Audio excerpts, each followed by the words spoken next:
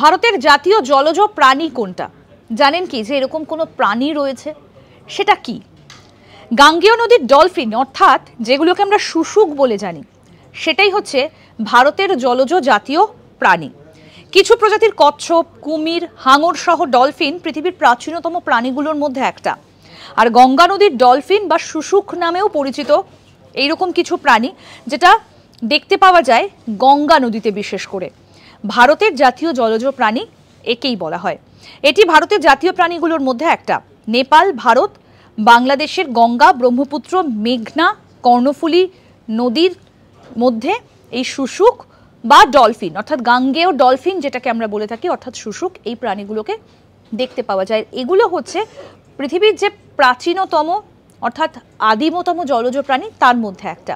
আর এই শুশুক বা গাঙ্গেয় ডলফিনই হচ্ছে ভারতের জাতীয় জলজ প্রাণী।